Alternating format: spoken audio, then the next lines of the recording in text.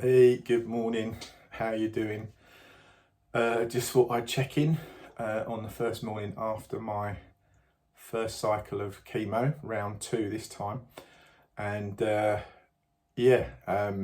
yesterday went well, although it was a little bit stressful in as much as I had a 12 o'clock appointment for what would have been a 2-hour infusion.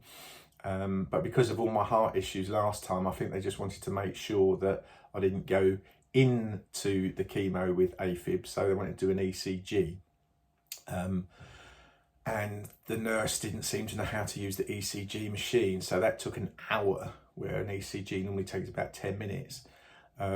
So I was, it was an hour behind when I started, and then the oxaliplatin drugs that I was due to have infused hadn't arrived at the bay, so that took another hour. So that was 2 hours on top of the 1 hour it took me to get there. Horsham to Guildford Road at the minute is a nightmare. Then I had the infusion for 2 hours, or 2.5 hours really, and more, and then a nice hour's trip home. So we left home at 11 and got home at 5:30.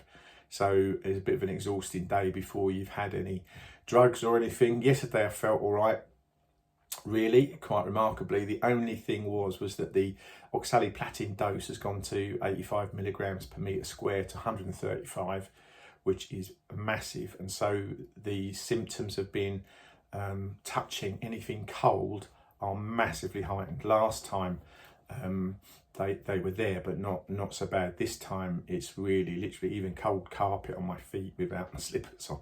It's nuts.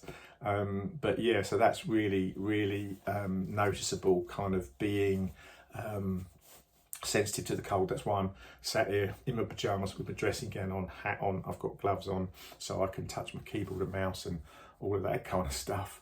So yeah, it's been a bit rough. That bit, I'm feeling a bit kind of under the weather this morning, just headachy and whatnot,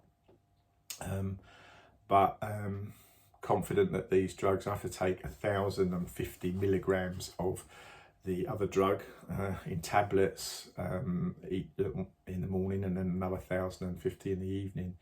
So it's 5 big tablets along with like a multitude of others I'm taking, so no surprise that I'm probably not feeling on top of the world this morning, but nonetheless, know this is for my good and that God has a plan in it, and you know, still massively peaceful about it. Can't explain it.